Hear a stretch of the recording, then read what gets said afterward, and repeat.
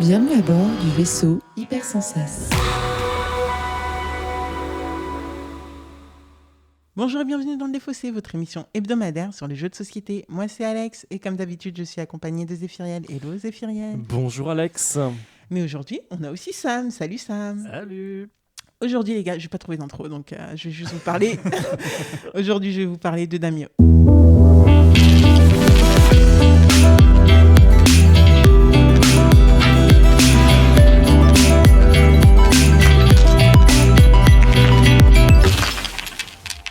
Qu'est-ce que Le Défaussé pour que ceux qui ne nous connaissent pas, c'est une émission hebdomadaire de 20 minutes et en 3 parties.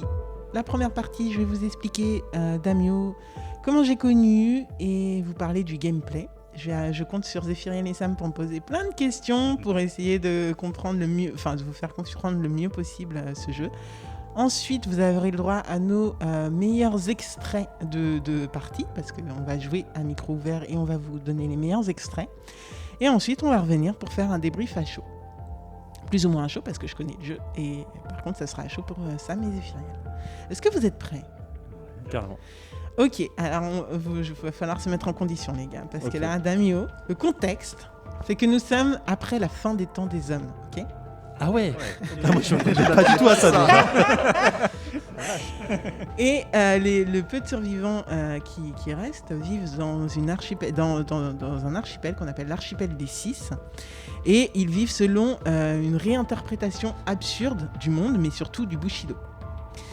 Et alors le Bushido, c'est la voie des guerriers. Donc ils vivent d'après une réinterprétation absurde du Bushido, mais aussi des reliques qui les entourent, parce qu'ils appellent reliques des choses que nous on n'appellerait absolument pas comme ça, et c'est assez marrant dans le jeu de voir ça. Et nous on incarne des daimyo qui vivent donc dans cet archipel et qui vont vouloir prendre la tête et donc devenir l'empereur de l'archipel. Ok ? Pour ce faire, nous aurons... Alors, c'est un jeu comment ? C'est un jeu de dés, de draft de dés, mais aussi de placement d'ouvriers. Ok ? Donc, est-ce qu'on se rappelle un petit peu de Fierté Donc, on va avoir un plateau central qui va représenter l'archipel des 6, sur lequel on va pouvoir se positionner on va pouvoir positionner et nos empereurs, et nos ombres, et nos fouilleurs. Donc c'est les trois types de personnages qu'on va pouvoir jouer et placer là-bas pour gagner de l'influence ou en perdre. Ensuite, on va avoir aussi nos plateaux personnels sur lesquels on va pouvoir positionner nos dés. Il y a 3 couleurs de dés, donc les bleus, les verts et les rouges. Chaque couleur permet de faire des actions différentes. D'accord. Et leur valeur va nous permettre de montrer notre puissance. Ok ? D'accord. Donc, comment ça va jouer ? On va pouvoir faire des actions principales avec nos dés. Alors, ça se joue en 5 manches et en 3 phases. Okay ? La première phase, c'est le lancer de dés. Ensuite, c'est le tour des joueurs. Donc, chacun à son tour va pouvoir prendre un dé, le placer sur son plateau personnel et faire l'action associée. Je prends un dé bleu, je le mets dans une zone bleue. Je prends un dé rouge, je le mets dans une zone rouge, etc. Okay. On va avoir des actions très différentes qu'on va pouvoir faire, type demander de l'aide, aider les villageois. Demander de l'aide aux villageois, plutôt, excusez-moi, ce qui va nous permettre de faire des actions différentes, comme devenir premier joueur, comme récupérer, pouvoir avoir une capacité plus grande dans notre sac, qui va nous permettre de récolter des reliques. D'accord. Ou des buts de reliques, parce qu'il va falloir rassembler les reliques. On va pouvoir faire par exemple aussi de la production par rapport à là où on a placé et nos empereurs et construire des choses. Exemple, des technofermes et des tours radio. Les tours radio vont beaucoup servir pour l'influence et les technofermes par exemple pour la production, etc. D'accord. Donc ça va nous permettre, et on va pouvoir recruter empereurs, fouilleurs et assassins et ombres. Oui, c'est des assassins. Oui, d'accord. Je crois qu'on avait compris. Dans le terme. Et on peut aller aussi récupérer sur le plateau principal des reliques. Voilà, ça c'est les grosses actions qu'on va faire, dites actions principales. D'accord. À côté, à chaque fois qu'on va faire des actions principales, on va aussi pouvoir faire des actions secondaires.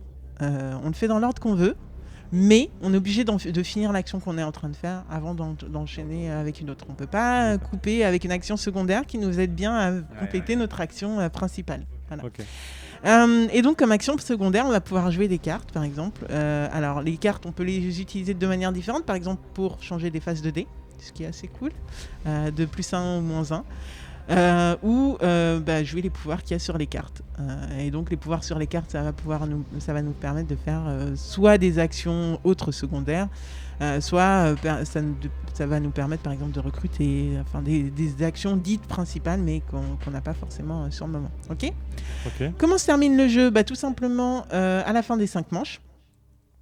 Et on va comptabiliser énormément de choses. C'est un jeu où les points, c'est dans tous les sens. Okay, il n'y a pas qu'une stratégie. Il y en a 10 millions. Ouais, c'est une sorte de salade de points. Mais en fait, si on a bien suivi tout le long, ça devrait le faire. Okay, on a une piste de score sur le plateau principal, donc ça devrait être plutôt OK. Et par contre, c'est vrai qu'il faut avoir les différentes manières de scorer en tête tout le long du jeu. Donc on va avoir une aide de jeu, mais je vais vous le rappeler... Tout le temps. Peut-être pas tout le temps parce que voilà, mais vraiment c'est un truc à garder en tête parce que sinon on va passer à côté de trucs et c'est con parce que voilà, quand on pose des technofermes, c'est con, mais voilà, celui qui a le plus de technofermes ou autre, il peut gagner des points. Enfin bref, il y a vraiment des manières différentes de scorer. D'accord. Et ça serait bête de passer à côté. D'accord. Les assassins, du coup, ils servent à quoi ? À tuer d'autres personnages ? C'est mes préférés. Alors déjà, il faut savoir que sur le plateau principal, tu as différents endroits. Donc tu as les bas-fonds où interviennent les ombres. Mais tu as aussi le No Man's Land où va être le fouillard et la zone de production où tu vas pouvoir mettre comme je disais, les technofermes et les tours, mais aussi, surtout, tes gouverneurs. D'accord. Tes gouverneurs, quand tu les poses, ils peuvent tu vas pouvoir aussi les déplacer, il n'y a pas de souci. Par contre, l'action est immédiate. Comment on dit ? J'ai oublié le mot, mais le rendu est immédiat. C'est-à-dire que dès que tu poses un empereur, tu gagnes forcément en influence sur la piste d'influence de l'île. D'accord. Quand tu poses un fouillard et un fouillard, je sais plus, mais une ombre aussi, etc. Ce qui se passe, c'est que l'ombre, t'en as que 3 à ton clan, mais quand tu le poses direct, ils aiguillent un gouverneur, c'est retour à l'envoyeur, mais tu n'en as que 3. Okay, donc c'est directement, tu rebaisses sur la piste c'est pour gérer la piste d'influence de l'autre dans le négatif. Voilà, exactement. Puis la tienne aussi, potentiellement. Enfin, en fait, si tu tues rien que pour niquer l'autre, mais que toi, tu montes pas plus que ça, c'est une strat. C'est possible, mais voilà. C'est un jeu alors très rapidement, c'est un jeu que j'ai découvert à Cannes à 2020. Dernier jour de Cannes, il me semble, où Eda, une amie de Zéphiriel, m'a levé très très tôt Zora, pour être les premières sur la table. On voulait être à la table d'ailleurs, on voulait la table on voulait la table avec les figurines, on l'a pas eu, je suis très déçue. Et depuis, tu t'es vengé. j'ai baqué le KS. Et ce qui s'était passé, c'était que on avait un rendez-vous 2 heures plus tard avec un éditeur pour un enregistrement. Et on m'avait dit 2 heures, c'est tranquille. Bien sûr, j'ai jamais vu le 5e tour, donc j'ai jamais fini cette partie. Avec l'explication des règles. Non mais laisse tomber. Beaucoup d'explications. On était 5 autour de la table. Enfin bref, c'était impossible. Enfin bref, donc voilà ma petite expérience de Damieux de base. Et après, en effet, j'ai baqué le jeu et je suis très contente. On va faire la petite fiche wiki. Alors, Damieux, c'est un jeu édité par la boîte de jeux. L'auteur, c'est Jérémy Ducret et les illustrateurs sont Dimitri Chapuis et Anthony Wolf. Je crois qu'on avait un des éditeurs à la table, c'est lui qui nous a expliqué... un des illustrateurs, c'est lui qui nous a expliqué le jeu, et c'est trop marrant parce qu'on n'avait pas capté, nous on croyait que c'était un gars de la boîte de jeu, et du coup on était en train de s'extasier et tout en mode c'est trop cool. Et au bout d'un moment il nous dit c'est moi. C'était drôle. Donc voilà. Nombre de joueurs. Ça se joue de 1 à 4 joueurs, donc on était 4 autour de la table et pas 5. Oui, c'est l'explicateur. Ouais, c'est ça. La personne qui expliquait. 14 ans et plus pour des parties de 60 à 90 minutes, soi-disant. Mais on est 3, ça va le faire, je pense. Ça va le faire. Okay. Voilà. Est-ce que vous avez d'autres questions ? Non, ça va, c'était plutôt clair, ouais. Ah on va voir si ça l'est toujours autant. Let's go. Allez, let's go. Salut, c'est Zéphiriel. Encore une fois, on a un petit souci technique sur la deuxième partie de l'émission. Je sais pas pourquoi l'enregistreur a merdé, donc on n'aura pas de deuxième partie. Cependant, je peux vous dire que la partie était haute en couleur. Beaucoup d'insultes de la part de Sam et d'Alex envers moi. C'est intolérable. Je sais pas pourquoi je supporte ça, mais bon, je les adore quand même, donc on va les garder. Et voilà, donc je vais vous laisser un peu de musique d'ambiance post-apo stylée, et puis on va repartir sur la troisième partie. Ciao. Et nous voilà de retour dans les fossés après 2 minutes, 2 minutes, 2 heures et 8 minutes de Damio. 14 secondes, c'est important les 14 C'est secondes, vrai. je pense. Alors, on va commencer par Sam. On va commencer par Sam. Sam, qu'est-ce que tu as pensé de Damio et de la partie qu'on vient de faire? Beaucoup de choses. Par quoi on commence? C'est Ok. c'est assez chargé en fait. C'est il y a beaucoup Dans tous les sens du terme. Ouais, oui, clairement. On va pas parler tout de suite du visuel et du plateau qui est visuel. Non, on en parlera plus tard. Mais il y a beaucoup de choses à gérer en même temps et vraiment beaucoup de, je pense un peu trop de choses, pas seulement de façon de gagner des points, mais aussi faut que tu gères donc tes figurines, faut que tu gères les différentes. T'as beaucoup de pistes de gains, t'as plus les cartes et tout ça. Je me demande s'il n'y a pas trop et qu'au final on se perd dans tout ça et que on est un peu perdu dans trop de choses à gérer, ou les cartes par exemple qu'on avait qui permettaient d'avoir des actions, bah finalement on s'en sert pas tant que ça parce que tu as le droit à une carte par tour. Finalement je me demande si elles sont pas un peu gadgets dans tout ça. Donc voilà. C'est un chouette jeu, visuellement trop chargé, on n'arrive pas vraiment à lire correctement la partie au fur et à mesure, ça c'est un peu dommage. Le visuel des cartes par contre est vraiment très joli, c'est très très beau. Et on le voit. Les figurines sont Pour jolies. le coup, on le voit. On en a beaucoup parlé lors de la partie, les figurines, elles sont belles mais elles sont pas forcément utiles dans ce type de jeu et du coup elles compliquent la lisibilité du jeu. Et le choix des couleurs des figurines et des petites maisons vient en plus compliquer du coup un visuel de plateau qui est déjà bien chargé. Donc voilà, après c'est un jeu de ressources qui fonctionne bien, hein. Il a l'avantage de permettre de comptabiliser assez facilement quand même au fur et à mesure de la partie. Il faut espérer ne rien oublier. Et puis voilà, non, je suis assez mi-figue mi-raisin du coup. Je sais pas quoi rajouter d'autre. Non, j'aimerais bien avoir vos avis du coup. Zéphiriel. Alors, non mais j'en reviens un peu en fait, parce que j'ai beaucoup râlé pendant la partie, je sais pas si ça s'entendra sur la seconde partie, mais j'ai beaucoup râlé parce que j'ai vraiment eu l'impression d'être tapé dessus plusieurs fois. Parce que c'était vrai. Parce que c'était vrai. Et du coup, ça m'a donné un faux goût de... quand tu perds, tu peux pas revenir. Du coup, parce que moi j'étais déjà dernier et en vrai, on me tapait dessus parce que effectivement, j'étais le seul personne à qui on pouvait taper pour gagner. Je suis pas d'accord des avec ça, mais moi c'est la sensation que j'ai eue. Et en vrai, vous veniez me taper dessus parce que j'étais la seule personne pour qui ça faisait perdre des points et pour qui ça vous faisait remonter des points. C'est pour ça que vous venez taper dessus en fait. Ouais, mais c'est pas parce que t'étais dernier, parce que moi je suis venu. Non, j'ai pas dit que c'était la cause. J'ai dit le fait est que c'est moi qu'on me tapait parce que c'était grâce à en me tapant dessus qu'on gagnait des points. Bah oui. Mais j'étais déjà dernier. Du coup, moi de mon côté, ça me donne une sensation de me dire, je suis déjà dernier en fait, donc ça me fait chier. Mais je comprends pourquoi vous le faites, parce qu'en vrai, aller taper le premier, ça ne sert à rien. Donc il y a un peu ce côté un peu relou, parce que en conséquence, Alex, toi, t'étais déjà largement devant en termes de points.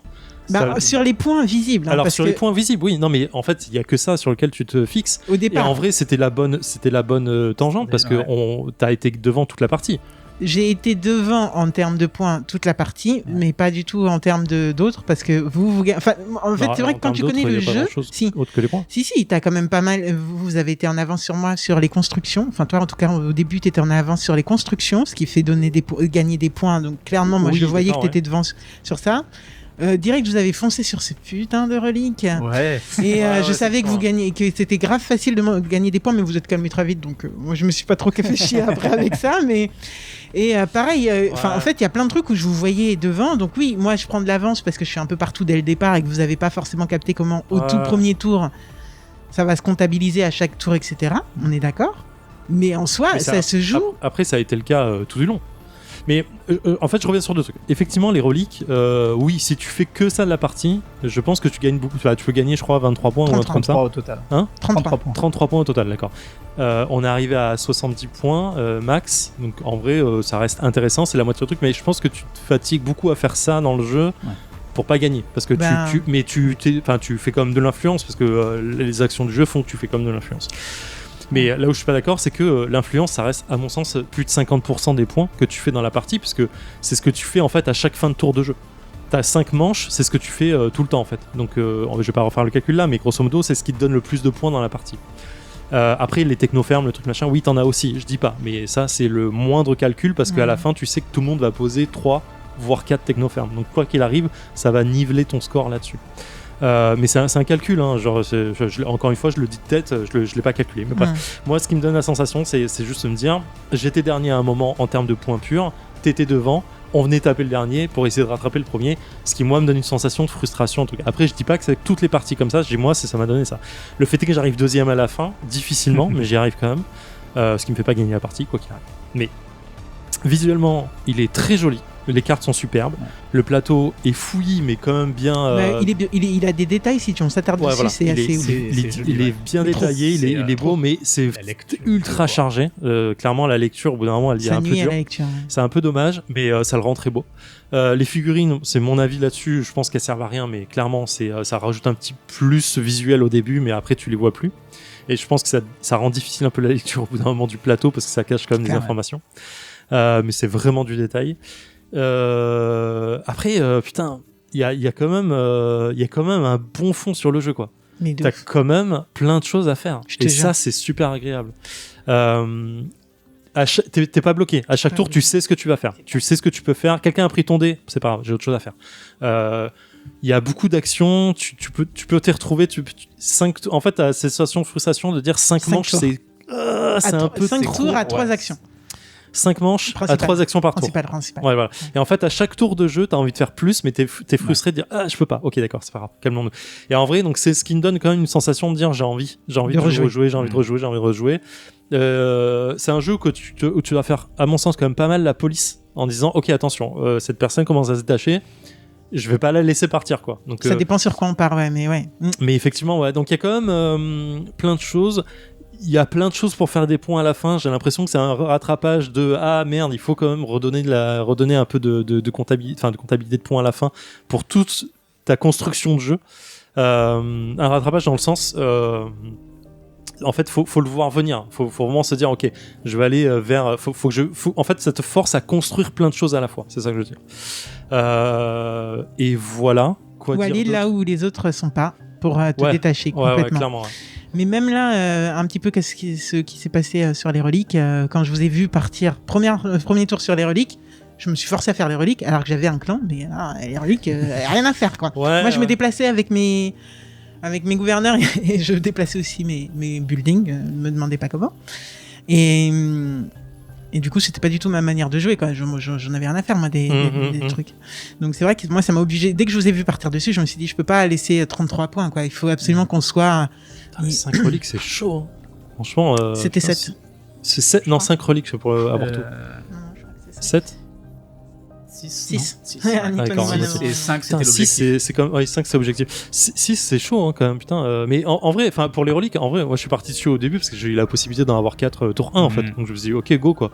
Mais après, effectivement, il n'y a rien qui est sorti et ça te demande quand même d'y aller, quoi. Et du coup, tu perds une action par tour, par manche, à aller chercher ça. Optimiser ça. Carrément. Essaye de te dire, ok, s'il n'y a pas un truc qui sort, tu vois. Et en vrai, heureusement que je suis pas allé parce que la deuxième relique que j'ai voulu aller choper, le pion que je voulais, il est sorti à la fin. Sorti, donc, heureusement que j'y suis pas allé, quoi.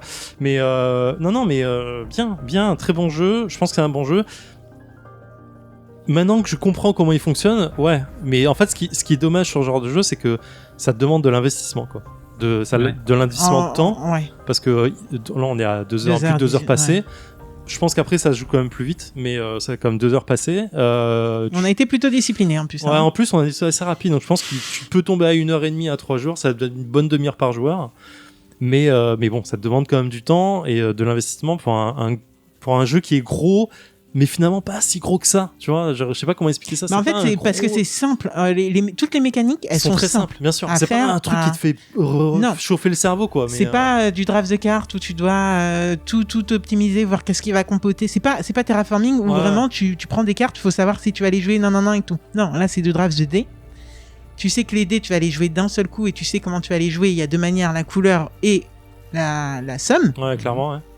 Donc à partir de là, le calcul est rapide. Clairement. Un peu, elle a... alors c'est marrant parce que j'ai réécouté l'émission récemment qu'on a faite sur The Artemis Project. Ouais. Et donc, oui, le dé a cette manière-là. Et d'ailleurs, c'est marrant parce que dans Artemis Project, j'avais dit, il manque que le draft. Et voilà. C'est pas vraiment un draft de dé, hein. C'est un pioche de dé. Hein. Oui, chacun son tour, quoi. Oui, bon. Ouais. D'accord. Je suis pas du tout d'accord avec ce qu'a dit Sam pour le coup. Alors du tout.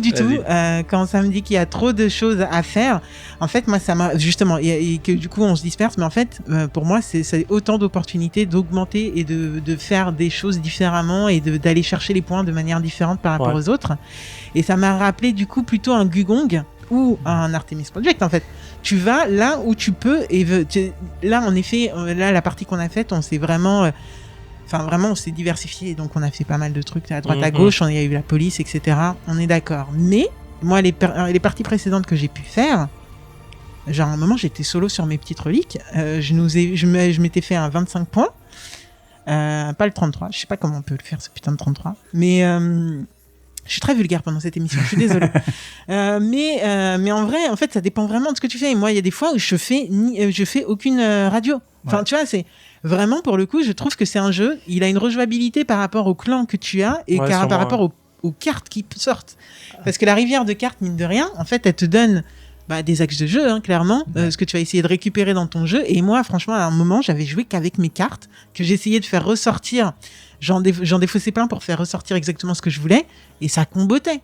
Et en fait, il y a plein de... Je trouve qu'il y a plusieurs manières différentes de jouer à un jeu avec des bases simples. Après, je dis pas que c'est pas un sentiment de première partie aussi. Non, mais ça, oui, ça, je dis pas. Le fait d'être sur la première partie avec beaucoup de choses à gérer.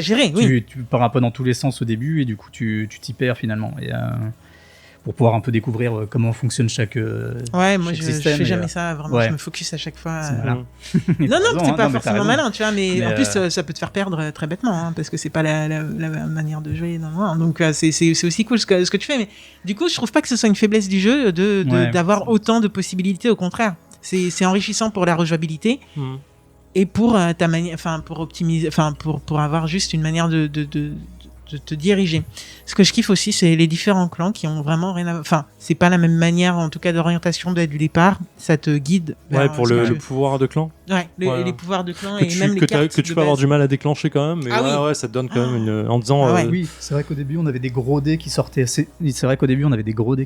facilement. Du coup, ça me faisait vraiment tourner. Enfin, moi, j'avais un clan qui générait des ressources et au début, je me sentais assez à l'aise là-dessus. Et c'est vrai qu'une fois qu'on n'arrivait plus à faire les 13 points, niveau ressources, j'étais bien en dessous de vous, quoi. Mais c'est pareil, des gros dés, si t'as des cartes dont la puissance se déclenche à 3, t'es un peu mal, quoi, parce que va la déclencher ta puissance à 3. En fait, c'est là où le jeu est malin, parce que tu peux avoir un dé à 3, puis défausser des cartes pour le monter à 6 derrière. Donc c'est... Ouais, c'est... assez cool. Donc, on va refaire une petite fiche wiki si vous avez plus rien à dire sur le jeu. Donc, c'est un jeu de la boîte de jeu qui est fait par Jérémy Ducré, illustré par Dimitri Chapuis et Anthony Wolf, magnifiquement, mais alors vraiment, remettre juste une toute petite couche sur... Il y en a beaucoup. Et c'est vrai que la première fois que j'avais vu, j'étais passé devant une table à Cannes, tu captes rien. Si t'es pas dans le jeu, tu ne captes rien, parce qu'il y a vraiment trop de trucs. Et tu rajoutes les figurines, c'est encore pire. Il y a beaucoup trop de relief. En fait, c'est ça. Il y a beaucoup trop de relief. Et en fait, ils ont fait une très très belle carte pour le plateau, mais qui est du coup trop chargée. Et plus toutes les pistes de score qui viennent s'ajouter dessus, plus en plus tes figurines chargées et le choix des couleurs une fois de plus, je leur dis, mais... ça donne quelque chose d'assez indigeste au final. Donc pour parce que Jeffrey va être content, on peut jouer en mode solo. Ouais, j'ai vu. Hein. Aucune idée de comment, mais voilà. Pour 1 à 4 joueurs, pour 14 ans et plus, et toujours chez la boîte de jeu. J'ai aucune idée vraiment du prix, mais je pense que c'est autour des 50 €, et c'est un jeu qui est sorti en juillet 2020. Voilà, je pense que là, on est bien. C'était un KS d'ailleurs à la base. Ouais, absolument. Voilà, Zéphiriel, Sam, je suis très contente de vous avoir présenté ce jeu que je surkiffe. Ben, merci beaucoup, Alex. Je vous dis à la semaine prochaine, avec l'un de vous deux aux commandes. Et puis aux auditeurs, jouez bien. Ciao.